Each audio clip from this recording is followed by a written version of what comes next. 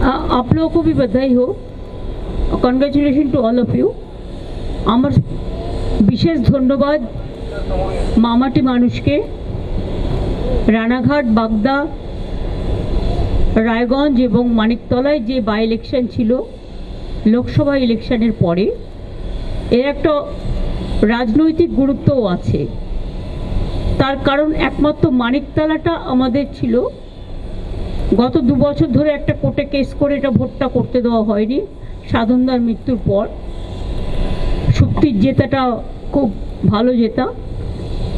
কৃষ্ণকল্যাণী রায়গঞ্জে 1 মাস আগেই ইলেকশনে আপনারা দেখেছেন, আমরা জানতাম সিটটাও জিতবে, কিন্তু বিজেপি কংগ্রেসকে টাকা দিয়ে ভোট ডিভাইড করে, বিভাজনের রাজনীতি করে সিটটা হারিয়েছিল। তখনই আমি কৃষ্ণকল্যাণীকে বলেছিলাম যে তুমি দাঁড়াও, তোমাকে জিততে হবে, তুমি এমএলএ ছিলে এই এলাকায়। এবং ও চ্যালেঞ্জটাকে অ্যাকসেপ্ট করেছিল এবং মানুষ ওকে সমর্থন জানিয়েছেন। আমরা মানুষের কাছে কৃতজ্ঞতা জানাচ্ছি। রানাঘাট মুকুটমণিও তাই, ও বিজেপির এমএলএ ছিল, কৃষ্ণকল্যাণীও বিজেপির এমএলএ ছিল, মুকুটমণিও বিজেপির এমএলএ ছিল। ও বিজেপি থেকে জয়েন করার পর আমরা ওকে তৃণমূলে টিকিট দিয়েছিলাম। তো মুকুটমণিও রানাঘাটে যাই হোক অপপ্রচার কুৎসা, নির্বাচন কমিশনের নানা চক্রান্ত ছিলই এবারের ইলেকশনে, সেই জন্য হয়তো হেরে গিয়েছিলেন। কিন্তু এবারে জিতে আসা, সে এমএলএ ছিল বিজেপি, এমএলএ হয়েছে তৃণমূলের, সুতরাং ওটাও বিজেপির সিট, তৃণমূল কংগ্রেস জিতেছে। রানাঘাট আর গাইঘাটাও তাই, গাইঘাটা সিটটাও বিশ্বজিৎ হেরে গিয়েছিল, কিন্তু খুব ভালো ছেলে, স্ট্রং ছেলে। ও আমার বললো দিদি আমি আগামী দিন লড়বো, কিন্তু এখন আমি এই সিটটা আমি লড়ছি না। তখন আমরা আমাদের সবচেয়ে ইয়াংগেস্ট প্রার্থী মমতাবালা ঠাকুরের মেয়ে মধুপর্ণাকে আমরা করেছিলাম, এবং মধুপর্ণা খুব ভালো ফাইট দিয়েছে, ওখানকার মানুষ সমর্থন জানিয়েছে, জিতেছে।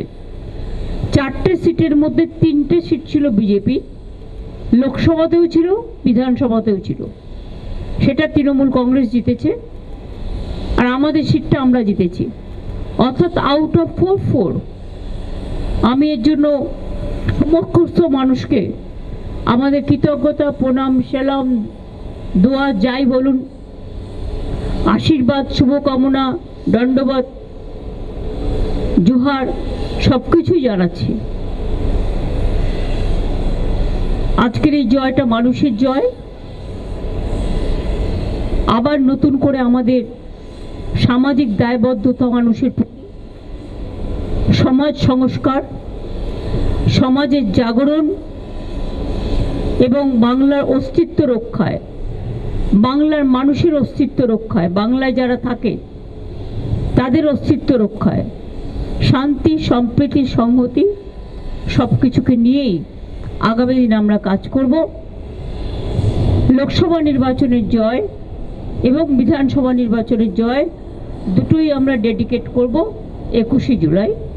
আমরা টোটালটাই যারা নো আইডি নো ভোট এই লড়াইয়ে প্রাণ দিয়েছিলেন তাদেরকে মনে রেখে, গণতান্ত্রিক ধারাকে সম্মান জানিয়ে, অনেক চক্রান্ত সত্ত্বেও মানুষ তো ভোটটা দিচ্ছে, অনেক বাধা, টোটালটাই একদিকে এজেন্সি একদিকে বিজেপি, টোটালটা রুখে দিচ্ছেন এবং এটা মানুষের কৃতিত্ব টোটালটাই সাধারণ মানুষের। তাই মানুষের আমি এখনো বলবো, আমরা একটা রাজনৈতিক দল, সামাজিক দায়বদ্ধতা, সমাজ সেবা করা এটাই আমাদের কাজ। এর থেকে যদি কেউ বিচ্যুত হন তিনি নিজেরটা বুঝে নেবেন, কিন্তু আমি মনে করি আমাদের যত বেশি করে মানুষের কাজ করা যাবে, মানুষের পাশে যাওয়া যাবে, মানুষের বিপদের সাথী হওয়া যাবে, তত বেশি মানুষ আরও ভালোবাসবে, আরও ভালো করে আমাদের কাজ করতে হবে, এটাই আমার। আর সারা ভারতবর্ষেও আমি শুনেছি যে বিজেপি পর্যদস্ত হয়েছে, শুধু 2টো সিটে মনে হয় মধ্যপ্রদেশের, রাজস্থানে যেখানে ক্ষমতায় আছে, সেখানে নিজেরা নিজেদের মতো কী করেছে না করেছে আমি জানি না, না জেনে বলবো না। বাদ বাকি সিটগুলোতে তারা মোটেই জয়লাভ করেনি। সুতরাং অল ইন্ডিয়াতেও ট্রেন্ড হচ্ছে টোটাল বিজেপির বিরুদ্ধে।